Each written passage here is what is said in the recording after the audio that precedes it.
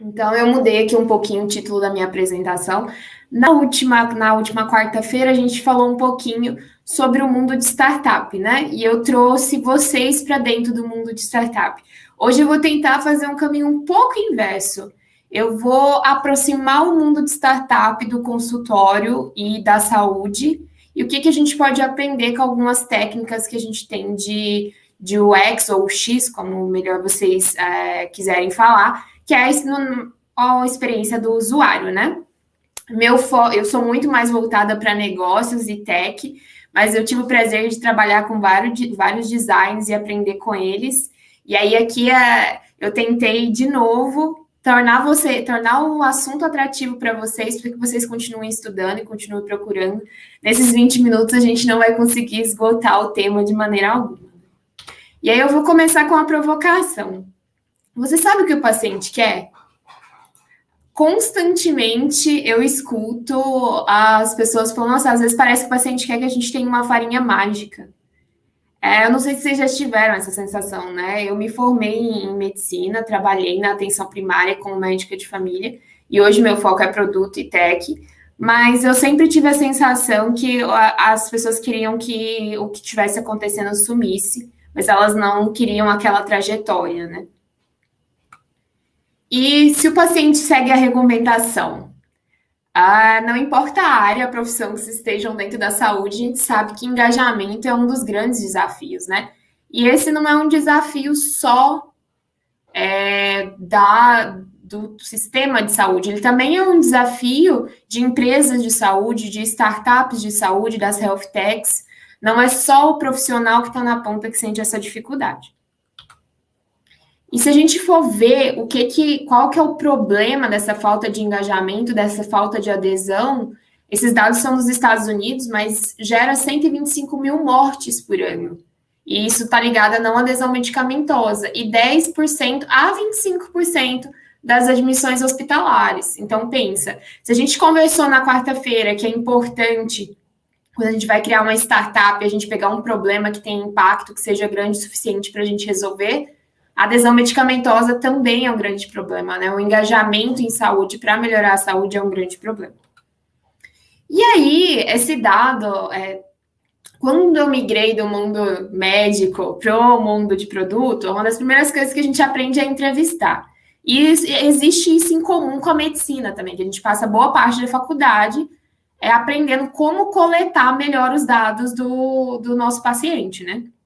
E aí, a gente se depara com essa informação aqui, que 43% das pessoas sofrem para entender qualquer tipo de conselho médico. Quando entende. Então, tem uma porcentagem que nem entende, que nem é só o sofrimento em si. E aí, quando você vai fazer entrevista com os usuários, você percebe a diferença de como a pessoa se porta quando ela está falando com você e quando ela está na frente do médico. E aí, ou de um outro profissional de saúde. Eu vou trazer uma historinha mais para frente para ilustrar isso. E aí, uma provocação. Você se considera uma pessoa empática? Você pensa que você consegue ter uma boa percepção do que o outro está sentindo, do que o outro quer, do sentimento do outro? E aí, essa é a resposta mais comum. Eu me imagino no lugar do outro. E o que acontece quando a gente se imagina no lugar do outro, né? A gente tem uma falha que chama empatia projetada. Quando o paciente está na frente da gente, né, quando ele vem para resolver um problema, a gente tem uma assimetria da informação. O que é essa assimetria da informação?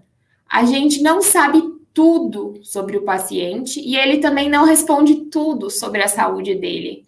A gente tem quase que um corte, uma foto no espaço de uma pessoa, mas a gente não sabe dali para trás a trajetória dela, a gente não sabe como é o ambiente que ela vive, quais são as relações que ela tem com as pessoas à volta dela, né? Como são essas relações. E a única forma da gente adquirir essa informação é a gente perguntando. Mas quando a gente pergunta, nem sempre a gente deixa o paciente falar e nem sempre o paciente fala tudo que seria importante na construção desse espaço, né? E além disso, então imagina, eu me coloco no lugar do outro. Mas você nunca...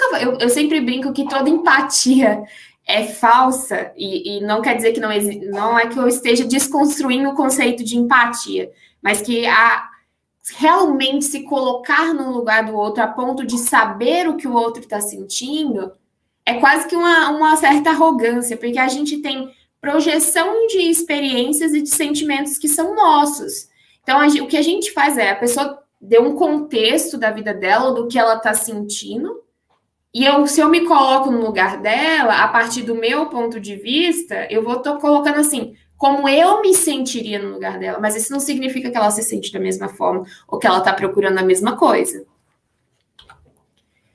E aí, antes de entrar nesse detalhe de que algo acontece semelhante com as empresas, eu vou contar uma historinha para vocês. Eu sempre achei que um dos grandes problemas de engajamento em saúde era que os médicos não tinham tempo adequado para fazer consulta ou não eram treinados suficientemente bem em medicina centrada na pessoa, outras técnicas de atenção primária, que a gente utiliza na atenção primária, para construir essa anamnese. Eu estou falando da medicina porque é a minha área de formação é onde eu atuei primeiro. Quando eu trabalho hoje numa startup early stage, que é em fase de discovery, né, de validar o nosso produto, e eu tive a sorte e o prazer de trabalhar com uma equipe médica maravilhosa, extremamente bem formada de médicos de família, e que trabalham com medicina centrada na pessoa. E aí eles começaram a atender os nossos usuários, e eu tive a oportunidade de entrevistar esses usuários na posição de product, né? E aí foi muito interessante, porque a despeito de uma consulta de 40 minutos, com toda essa abordagem, quando eu fui conversar com esse usuário, ele não tinha conseguido falar qual o real motivo da consulta. Então, era uma dor no punho, que ficou claro para o profissional que era uma tendinite, mas o motivo não era a dor em si. Essa pessoa ela tinha medo disso comprometer o trabalho dela.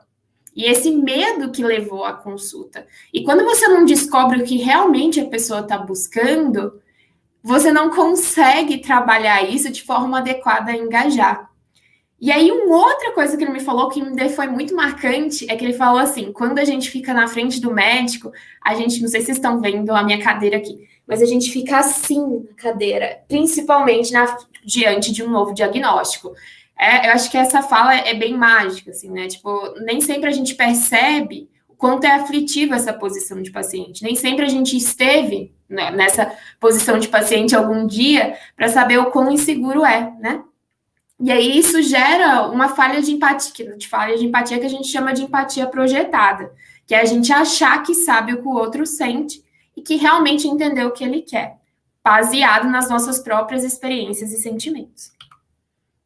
E algo semelhante acontece com as empresas. Lembra que eu falei que era importante uma startup resolver uma dor, né?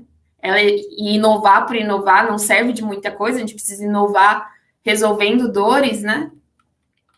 Aí vem essa empresa, é uma empresa alemã, que criou uma luva para descarte de absorvente. Então, se a gente for pensar no universo de problemas de saúde, provavelmente ele não conversou com as mulheres, porque não é uma dor a gente descartar absorvente. E ele criou uma empresa só para criar essas luvas. Além de tudo, se a gente for pensar agora, né, que está todo mundo preocupado com mudança climática, a gente pensar em gerar mais plástico, né? Ao contrário de empresas que estão pensando em coletores, em outros materiais, né? Essa empresa, formada por homens que provavelmente não entrevistaram usuários, criou esse produto. Mas a gente tem exemplos de startups que realmente resolvem problemas e que são startups que trabalharam isso, né, de conversar com o usuário, descobrir o que o usuário precisa, e eu trouxe duas que estão aqui no Brasil e uma dos Estados Unidos. A Tia, ela é uma clínica virtual para mulheres, né, nos Estados Unidos. A WireCare é uma startup aqui do Brasil que trabalha com testes de fertilidade em casa. E a TEA é a clínica moderna da gestante, que tem um time multi, tanto no digital quanto no presencial, que acompanha as gestações. Esses são exemplos de como realmente resolver uma dor e de entender qual é o problema do outro, né? Sem achar, a partir das suas próprias experiências, que isso é um problema, mas tentar entender o outro. E como que a gente faz isso sem fazer uma empatia, falsa empatia ou empatia projetada, né? E aí eu vou trazer esse case de adesão medicamentosa para mostrar para vocês. Quando a gente pesquisa por que as pessoas não aderem, e aí eu estou deixando de fora o tema não tenho dinheiro, porque também é uma grande dor, mas para esse case eu trouxe algumas coisas mais da área de saúde.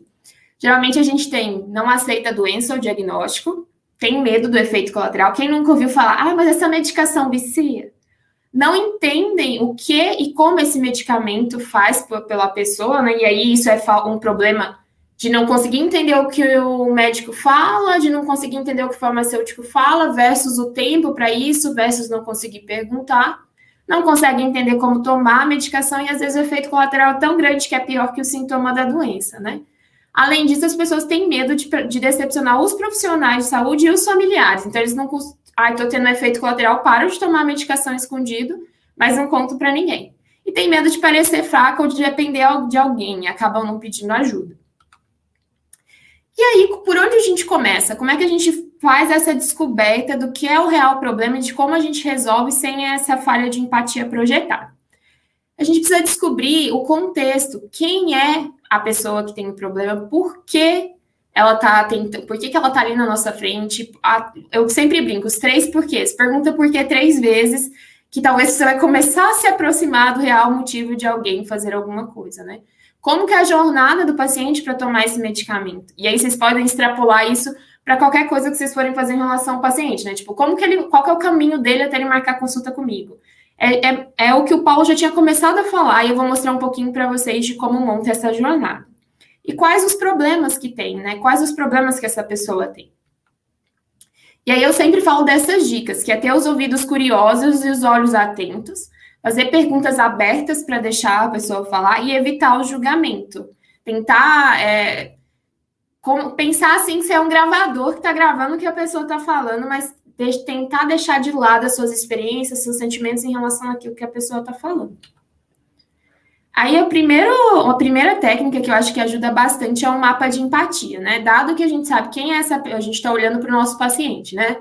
O que essa pessoa sente, o que ela pensa, o que ela ouve dos outros, o que ela vê, né? O que ela valoriza, quais são as dores e quais são as necessidades. Eu começo a entender quem é essa pessoa que está ali na minha frente. A jornada dela, né?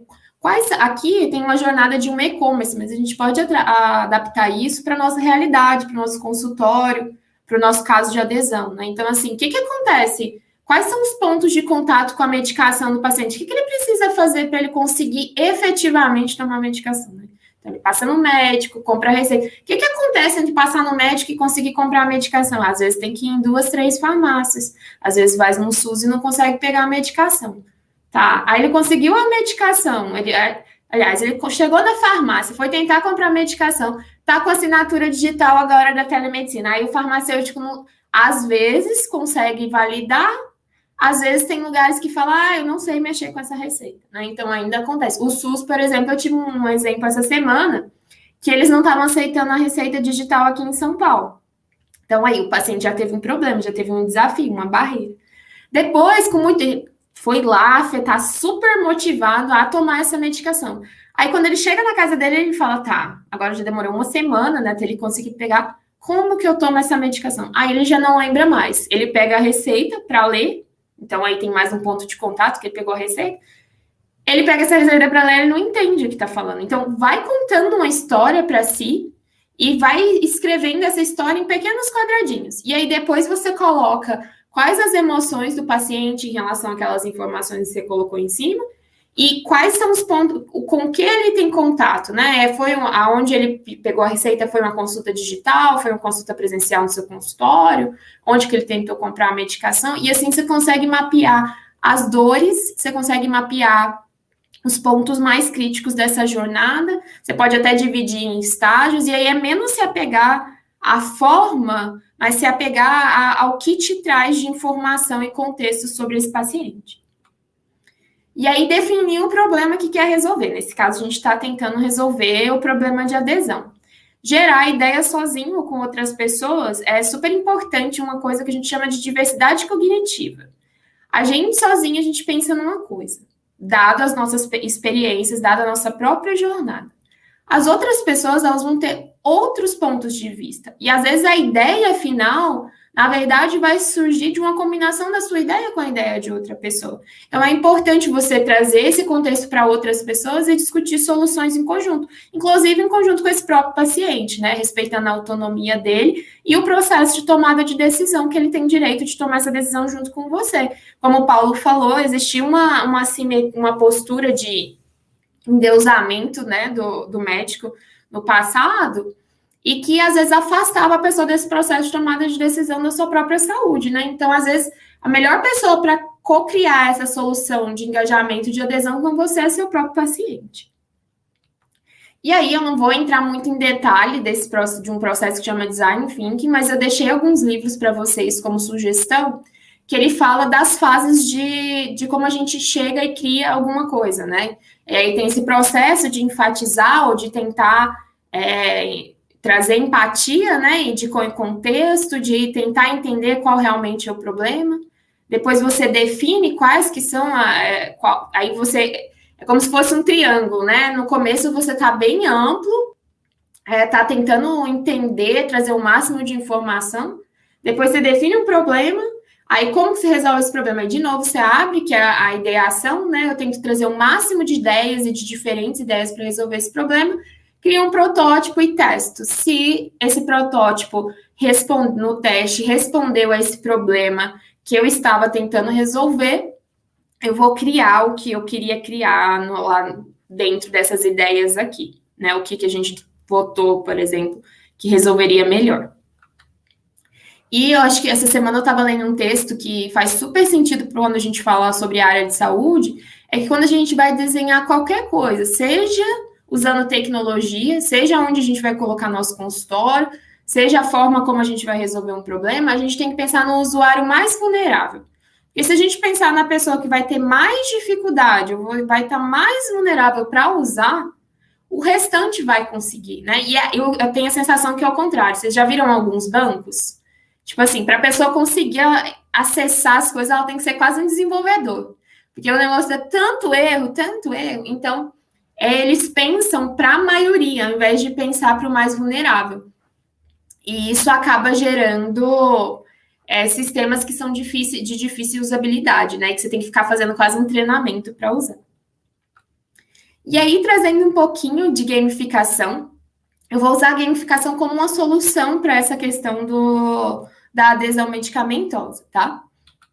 A gamificação é usar práticas de jogos, né, de design de jogos, e especificar elas em algumas áreas, como pode ser vida social, negócio, saúde. E, de novo, eu até tinha comentado na aula de quarta-feira que, às vezes, na inovação, a gente especializa coisas que já eram super difundidas em outras áreas para dentro da saúde, né? E o que isso tem a ver com engajamento e adesão? Quando a gente olha o porquê que as pessoas não aderem, praticamente os principais motivos estão dentro da saúde. E a gente sabe que educação é uma coisa super difícil, super complexa, que a gente exige muito tempo que às vezes a gente não tem nos nossos consultórios, né? E aí, quando eu tenho a gamificação, ela tenta resolver esse problema de engajamento com a educação, né? Tipo, como que eu prendo a atenção da pessoa e como eu ensino ela de uma maneira fácil. E aí, só umas dicas de quais são os elementos importantes quando a gente vai construir essa gamificação. Não necessariamente você vai precisar de um sistema. Às vezes vai ser um joguinho de tabuleiro que você vai fazer para o seu paciente, às vezes vão ser algumas metas que você vai construir nesse formato.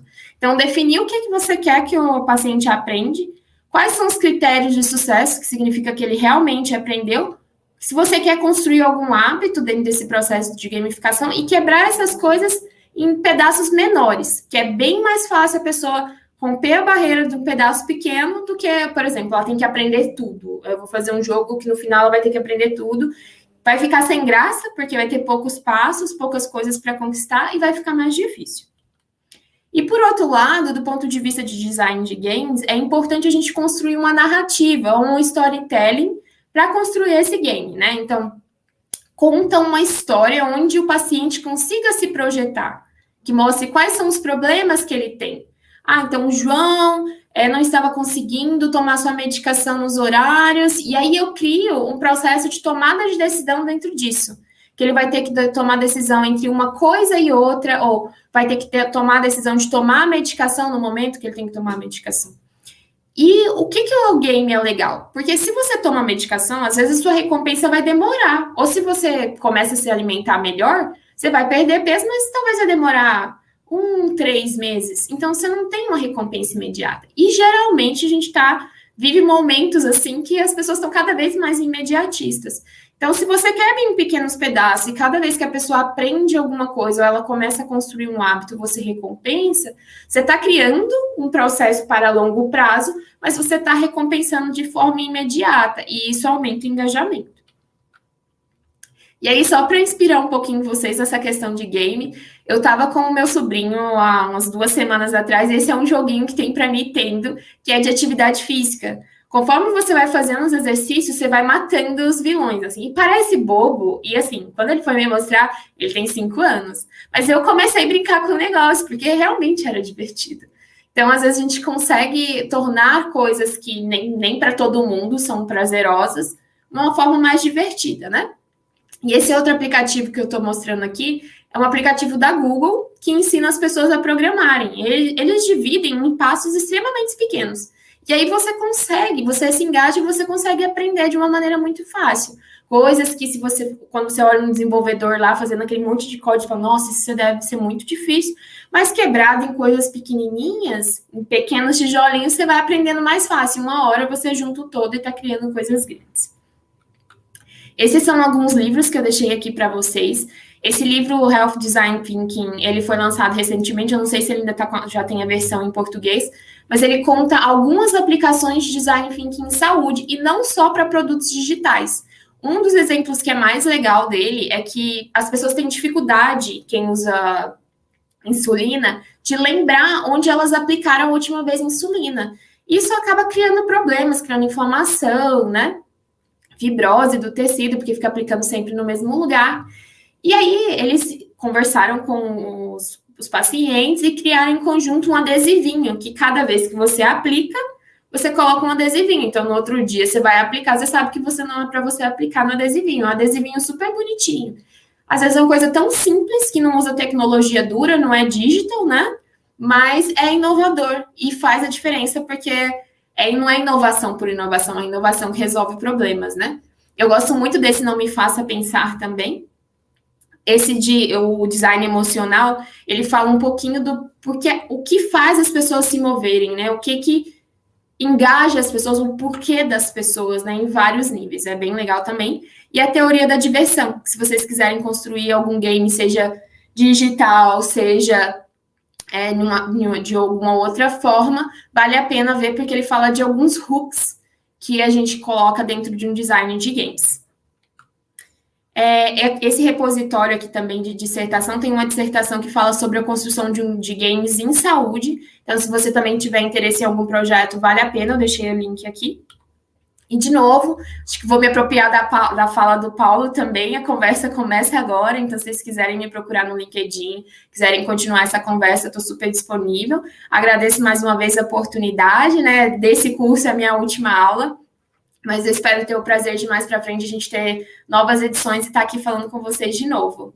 E a minha startup, ela está contratando desenvolvedores, então não sei se tem algum desenvolvedor vendo a nossa aula aqui, mas quem tiver interesse, a gente está recrutando, é só me procurar no LinkedIn também.